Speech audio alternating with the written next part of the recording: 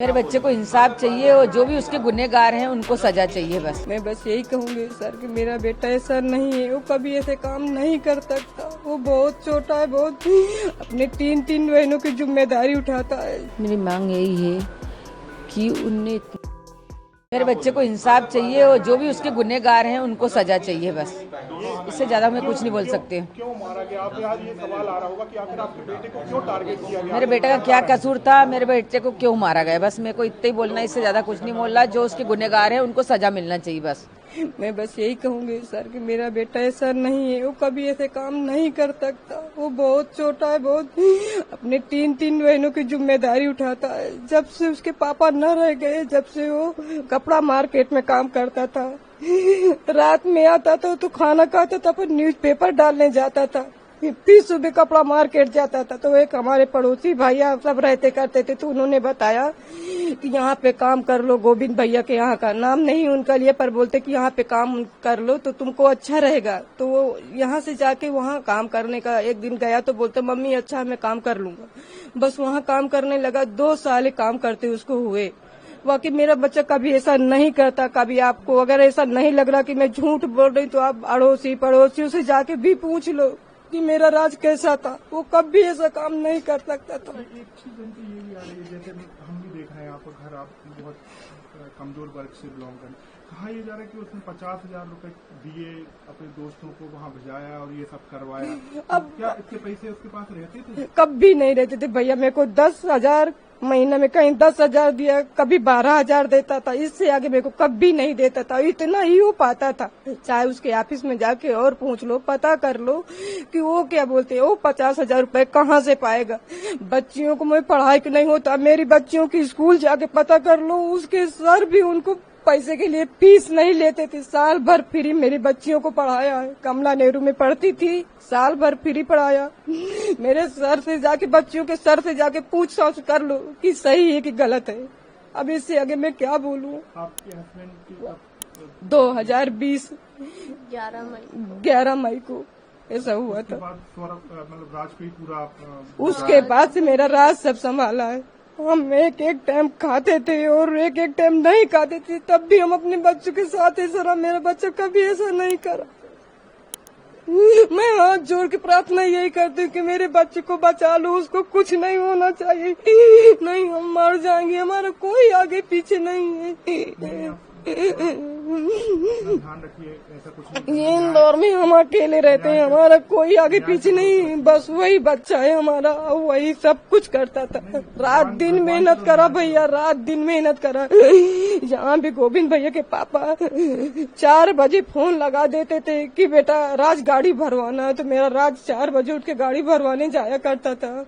अब इसके आगे क्या मालूम है क्या हो गया, मेरे को पता नहीं है कि कैसे का। कभी आज तक न वो सोनम की हमारे घर पे बात करता था। इतने बड़े छोटे कमरा में हमारा राजू ऊपर लेटा था, हम यही नीचे लेटे रहते थे। अगर कुछ बात होती तो हम भी तो कुछ सुनते जानते। अब इससे ज्यादा पढ़ी लिखी तो ज्यादा कुछ होने की मैं अब कुछ और जानती करती हूँ। मतलब इस छोटे कमरे में आप बस इस बेटा यहीं रहता। कभी हाँ। फोन पे आपने कोई बात कभी हम कभी कुछ नहीं सुना कि कभी कुछ से कोई बात करता था। गाँव गए हुए थे। अब हम कभी हमारे सामने कभी वो बात नहीं करता। अब उसका फोन आता था तो हम भी उठा लेते थे। उसके जहाँ काम करता था वहाँ की लड़कियों की भी फोन आता था कि राज सर उठ जाओ, आज जल्दी काम पे आना, नहीं गोविंद भैया चिल्लाएंगे। गोविंद भैया का भी फोन आता था, दुर्गेश भैया का भी फोन आता था। जो भी वहाँ काम करते थे सबका फोन आता था। अब भगवान जाने में हम क्या बोले। सोनम से उसकी आपने नहीं सुना बात? हम कभी नहीं सुना। नहीं हम कभी नहीं सुना। जब कभी वो फोन लगाती थी बस ये बोलती थी कि वो गाड़ी आ गई है, उसमें ये भरवाना है, वो भरवाना है और जल्दी आया करो, बस वो ऐसे बोलती थी जब कभी फोन लगाती थी।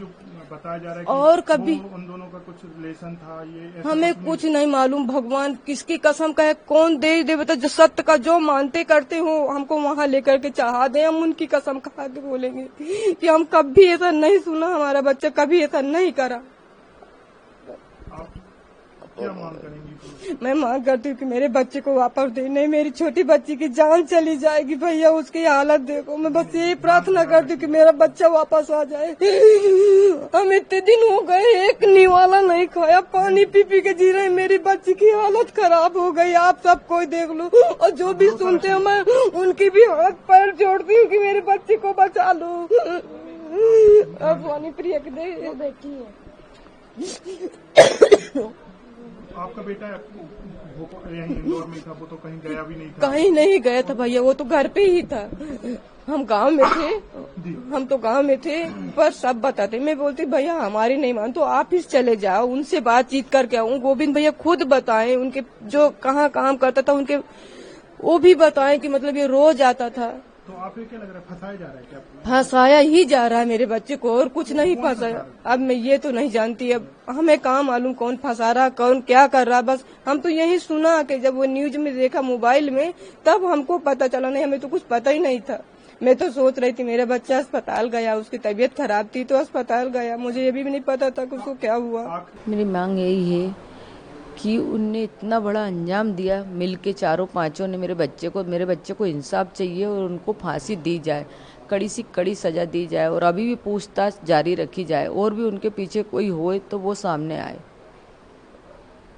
ये कहना चाहूँगा कि आपको लग रहा है कि और भी लोग इसमें शामिल हो सकते हैं? हो सकते हैं, क्यों नहीं हो सकते। जब वो इतना रास्ता बदल सकते हैं यहाँ से वहाँ से, तो फिर वो आगे भी हो सकते ना। सोनम की जो बात आ रही है, जो आपकी बेटी की शादी हुई, पहले भी आपने बात की होगी, तो कभी आपको शक नहीं हुआ कि वो इस तरीके की घटना कर सकती है या वो किसी और से प्यार करती है? हमने उस चीज़ पे गौर नहीं करा ना, ध्यान ही नहीं दिया ना। मतलब कि अपन शक क्यों करेंगे, अपन किसी की लड़की लेके आ रहे हैं अपने लड़के के लिए, तो अपन तो जो उसका पुराना क्या बीता हुआ है उस पर तो अपना ध्यान जाएगा नहीं। अपन को तो नई खुशियाँ दिख रही थी ना, तो अपन ने तो नई खुशियाँ की तरफ ही ध्यान दिया था ना। राजा भी काफी खुश थे शादी से। राजा बहुत खुश था, बहुत खुश था। सब वीडियो में नाच रहा, कूद रहा, बहुत मस्ती कर रहा सबके साथ, बहुत खुश था मेरा बेटा। वो क्या, हम पूरे घर भर के बहुत खुश थे, क्योंकि उसकी शादी का हम बहुत दिन से इंतजार कर रहे थे। तो हमने सोचा मंगली लड़की अभी तक मिली नहीं, अब मिल गई तो कर दें। जबकि है ना, हमारे लड़के के लायक भी लड़की नहीं थी इतनी, लड़का इतना सुंदर लगता थे के बाद भी हमने सोचा संबंध जुड़ जाएंगे, अपने समाज वाले उठने बैठने लायक लोग हैं तो अच्छा लगता समाज में, 4 जने बैठते उठते हैं, तो इसीलिए हमने कर दी थी।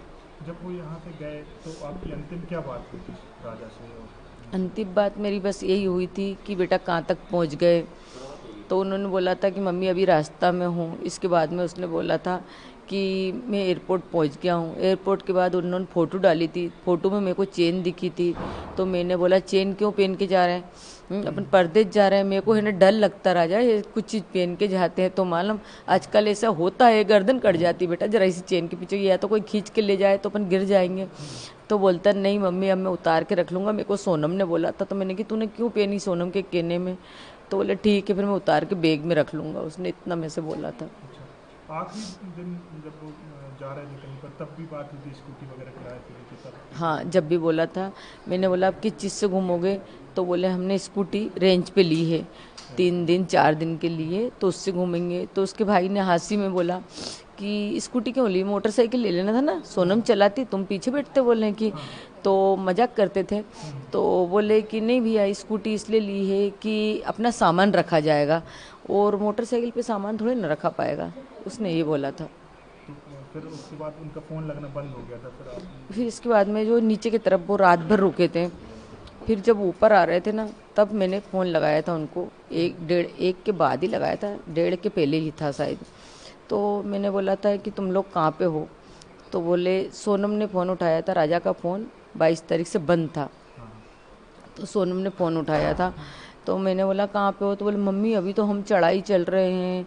तो मैंने कहा तुम्हारी तो सांस फूल रही है सोनम, तो बोलती कि हाँ हमारी सांस फूल रही, बहुत ज़्यादा थक गए हैं भैया, मेरे से तो कुछ समझ नहीं आ रही, बन ही नहीं रही, अब तो कुछ भी बोले कि।